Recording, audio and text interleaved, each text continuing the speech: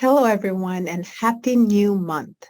It's February already. So, as you know, people don't have access to their doctor when they need it. And so, as a result, some have turned to telemedicine for treatment, which is video or phone visits. And today I want to discuss 3 things to consider before scheduling your next telemedicine visit.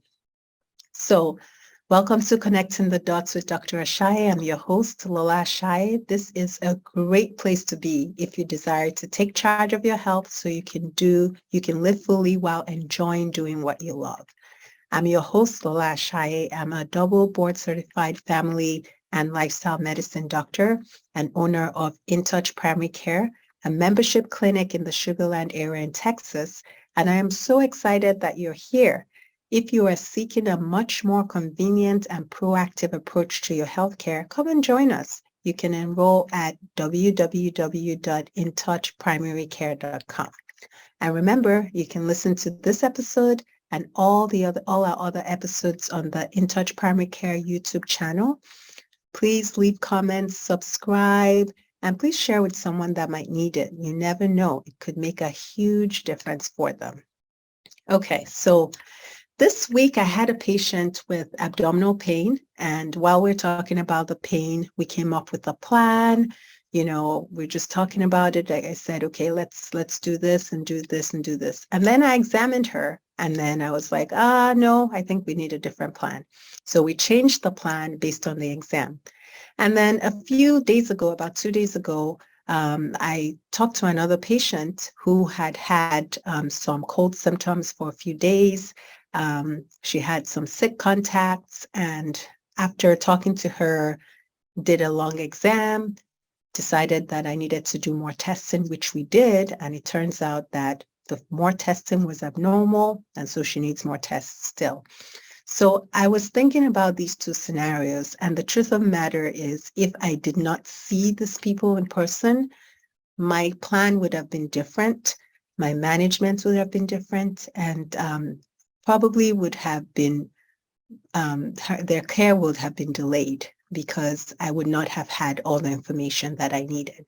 And so I was thinking about telemedicine, which is something I used to in my practice, but I wanted to talk about it because there is a proper way to use it and a proper way not to use it. Okay, so telemedicine, video phone visits. So because sometimes it's so difficult to get in with your doctor, it could take weeks or even months to get in. A lot of people have turned to telemedicine, and some people don't just do telemedicine, don't just do it as needed. Some people, that's all they do now. So they don't see their doctor anymore. Every visit is a phone or video visit. But before you can do this, there are some things you must consider, and please listen. So number one, let's talk about some questions that come up commonly. So what are common acute conditions that maybe telemedicine is okay for? So this is not meant to be medical advice, but just, based on my experience, these are some of the things that with telemedicine probably can handle. So if people have mild to moderate infections, especially things that have typical symptoms, like, for example, strep throat, very typical symptoms, headache, sore throat, fever. It looks like strep in the back of the throat. Is very painful. That you can probably treat as long as you have their allergy information and that sort of thing on file. Things like sinus infections, they've had symptoms for, a week or so, still having symptoms, they're congested, one side of the face is painful, that sort of thing that you can probably treat pretty easily, straightforward treatment. Or even things like allergies or even a urinary tract infection in some people, not in everybody. In some people, you could probably get away with treating with telemedicine. And many rashes. So rash, you can actually show it to the doctor over the camera. So that's a very good one that can be treated usually. So those will be some of the things that, people can treat with telemedicine.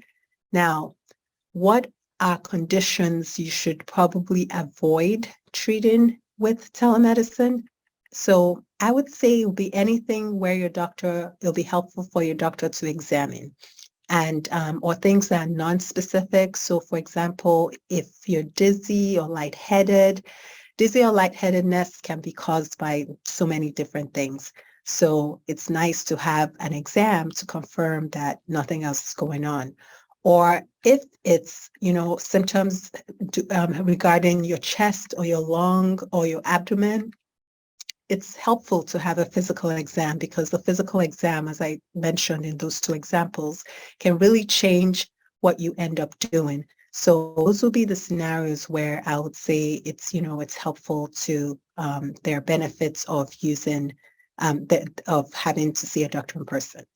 So what are benefits of using telemedicine? Well, the biggest one is convenience, right? You can get your question or your concern or your condition addressed pretty quickly, which is great, right? It's quick, it's easy, it's can be very efficient and beneficial, but there are risks, right? So telemedicine has its limitation. It can be harmful when used inappropriately.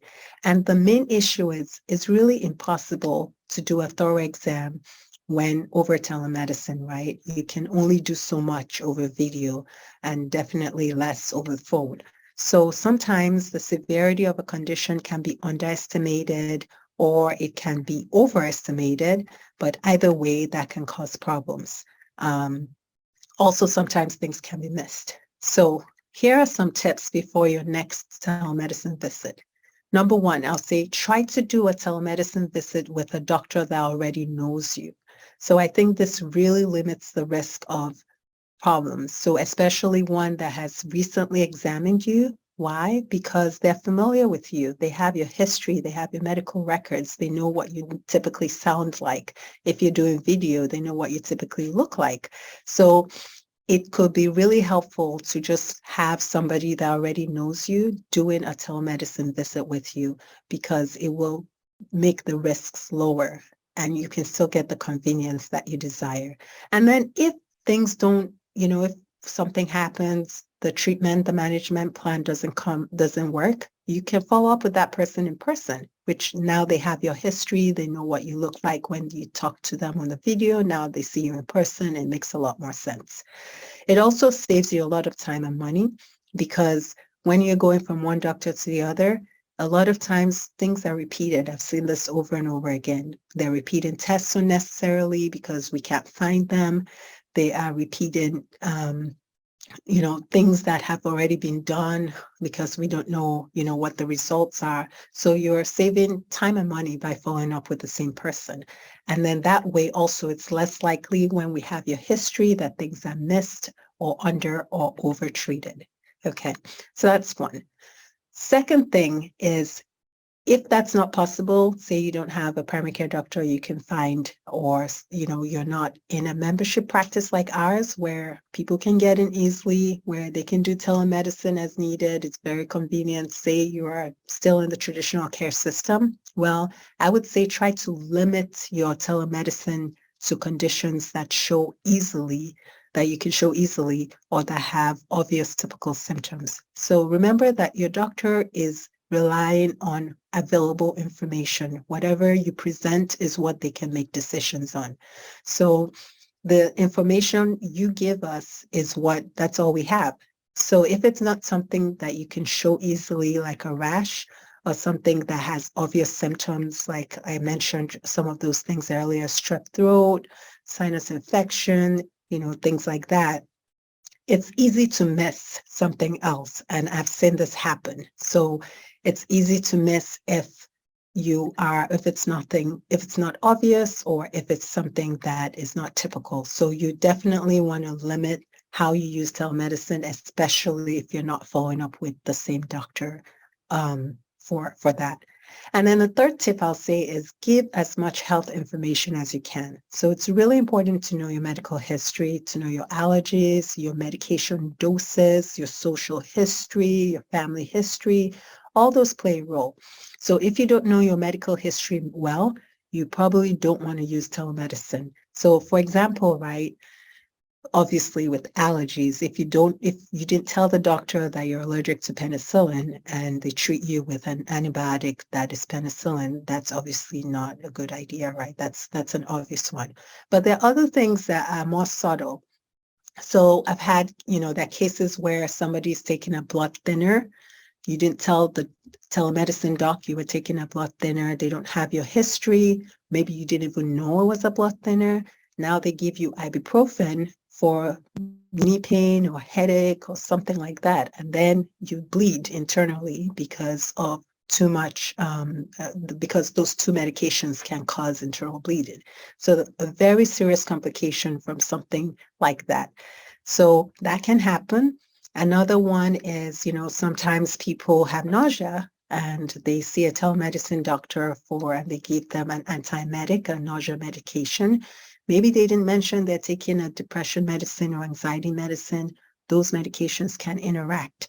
That's another problem that can be caused. Excuse me. So even things like not mentioning that you're a smoker and maybe you have symptoms of a cough or some other symptoms and you didn't mention that you used to be a smoker or you're a smoker still, and then they don't give you the appropriate antibiotic because that was not information that they had. So there are many little things that sometimes is not obvious to the patient that changes what we do. So it's important that you know your history and you give as much information as possible and make sure that you're not being rushed through your telemedicine visits because that can cause serious complications when things are missed. So I think the point is, telemedicine is nice. Can be very helpful. It was helpful, during COVID to have that as an option, but it's not without its flaws and limitations. And so it's not a good idea to rely only on telemedicine for your health care. You want to make sure that when you do it, that you are doing it safely.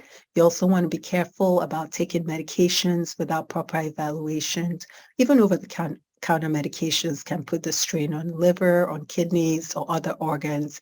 You want to make sure that if somebody's prescribing you something, you've had labs done, in the appropriate amount of time, because they may not be giving you orders for labs and the medication that is being prescribed may be harmful and they don't know because nobody has checked your labs in years. So there are serious implications. So don't just take it so lightly.